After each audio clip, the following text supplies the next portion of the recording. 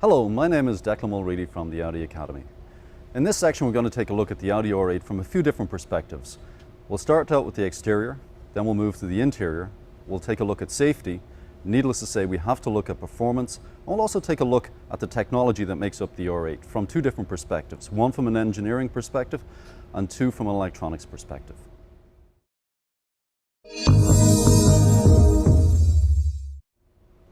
When we talk about exterior design of the R8, we can look at it from two different points of view. We can look at it from a functional point of view, and we can also look at it from an aesthetic point of view. Starting out with the front end of the car has the Audi trademark grille. However, in this case, it is lower and it's also wider. You'll also notice both sides of the main grille, we have two additional grilles, and also in here we house two radiators to help keep the engine cool in the car as well. When you take a look at the lighting on the car, some people say that this is the most aggressive application we have of the LEDs. But if you choose to get the V10 model, we also have LED low beams and high beams built in here as well. In fact, this is the first production car in the world to use this. Speaking of the headlights, when the designer was designing this car, he was looking for inspiration of something that was very aggressive but also very elegant. And he pulled inspiration from an eagle. And if you stand dead on in front of the car and take a look, you'll actually see the shape of an eagle's head with the way the headlights are designed. Why don't we move towards the back of the car and let's show you some other functional elements on the car.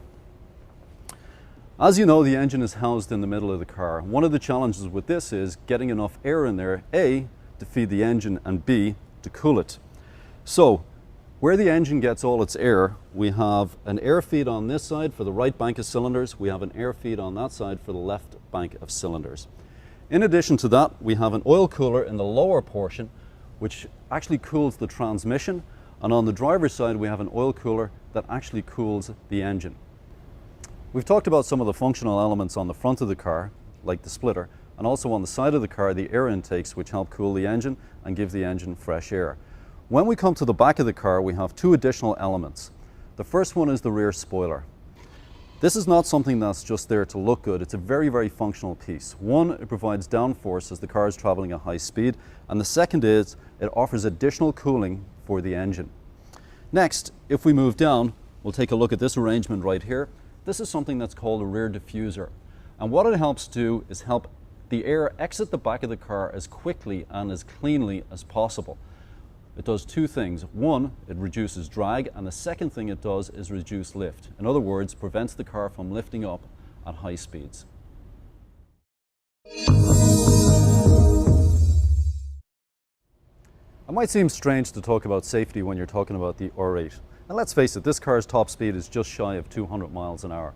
It's got an incredible 0 to 60, and going through corners, it can pull incredible Gs. However, think about it this way, if something did go wrong at high speed, you need to have something very, very solid around you in order to be able to survive a high-speed accident. With the Audi R8, you've got quite a few safety systems. As I've mentioned before, one of the most important things in any crash is not things like airbags, but the structure that the car is built around. And in the case of the R8, it's built around a very, very exclusive platform. And this is something called the Audi space frame. One of the benefits of the space frame is that the entire car is made from aircraft-grade aluminum. The benefit of that is it is 40% lighter than steel, but it's also roughly 40% more rigid than steel, so it has much better energy-absorbing properties. So let's take a look at the structure here.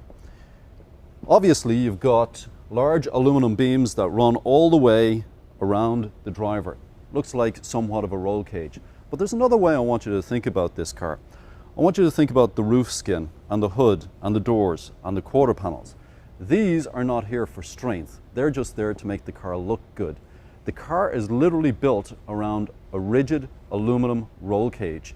All the suspension points are attached to that, and the engine is attached to that, everything else. And this is what will do its job when the car gets into a very severe accident. Now, speaking of things like airbags, we have the obvious. We have a driver and passenger front airbag. We have airbags in the sides of both seats, and we also have the curtain airbag just in case you get hit side on. From a side collision point of view, we have multiple beams in each door, so if the car gets hit, instead of the energy trying to work its way through this rather large opening, Now the energy has to move sideways and down the side of the car, and as a result it keeps the energy away from the occupants that are inside. Next, in the event of a very heavy frontal crash, just like every other Audi, the seats in the car have what we call back guard built into them. And it's basically a whiplash protection system to make sure that the driver's neck has the least amount of injury possible. In addition to that, we have another kind of safety that we can talk about.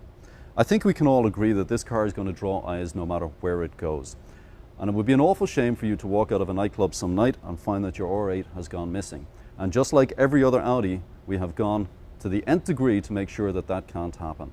The first thing we have installed on all Audis is an alarm system. So the lights will flash, the horn will go off and let people know that the car is being tampered with. The second thing that we have built into all Audis is an immobilizer system. This car cannot be hot-wired, cannot be started. In fact, the only way to start one of these cars is to replace the electronic control modules, replace all the keys, replace the ignition, and needless to say, that is a very, very, very expensive process. So in order to get this car moving, you either need the original key, and in other words, you're the owner, or the car needs to be put on the back of a flatbed and taken away. That's possibly the only way the car could be stolen.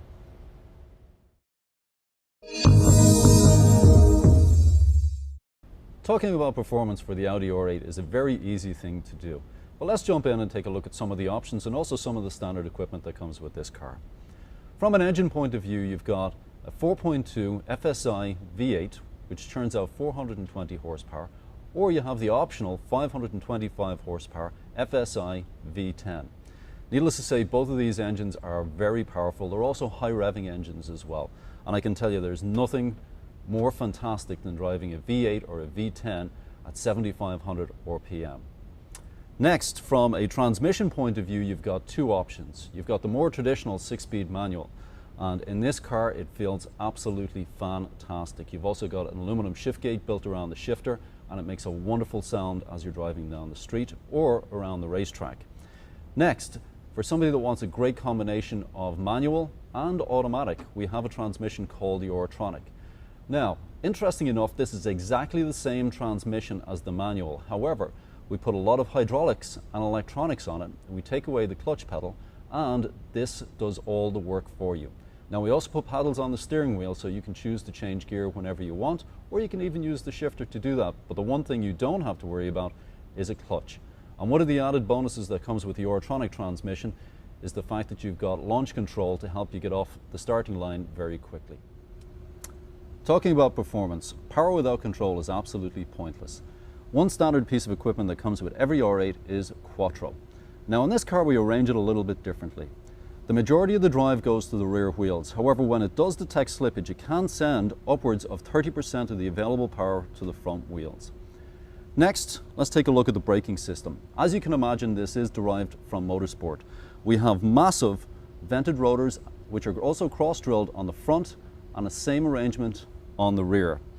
The thing we use to clamp those, in other words, the brakes themselves, the brake calipers are 8-piston Brembo front calipers and 4-piston Brembo rear calipers. I can assure you, no matter what speed you're doing, these will haul any car to a stop almost instantly. Next up is the suspension that we used on this car. When this car was originally designed, it has a heavy influence from Audi Sport. And one of the reasons why Audi Sport got involved with the project is they knew at some point this car was going to be used for racing. Needless to say, from a suspension point of view, performance was one of the things they were chasing, and also motorsport was one of the things they were chasing as well. This car uses a double wishbone front suspension and a double wishbone rear suspension. Built into that is the Audi magnetic ride system, and on all US spec R8s, this is standard equipment. By pressing a button on the inside of the car, you can take the car from having a very controlled and comfortable ride to an almost racetrack ready ride. The car becomes very stiff, but needless to say, the handling improves as well.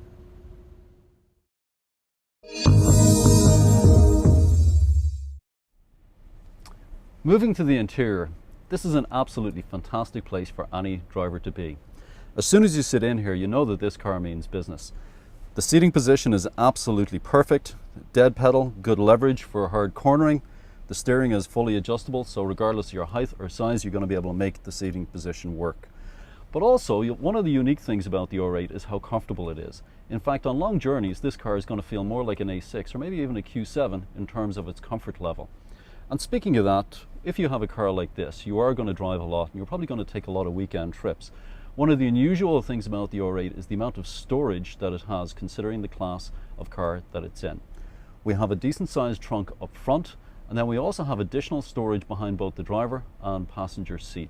Needless to say, you've got ample door pockets both sides and a decent sized glove box as well. From an entertainment point of view, while you're on your long drive, we also have the available Bang & Olufsen sound system. Creates an absolutely fantastic clear sound, and something that's unique is when you stand on the gas pedal in this car, there is going to be a slight delay for the Gala system to actually kick in and increase the sound of the stereo. And this was something that was deliberately designed in. Many people would prefer to hear the sound of their engine while they're accelerating versus the music that they're listening to. I think it's a rather unique touch.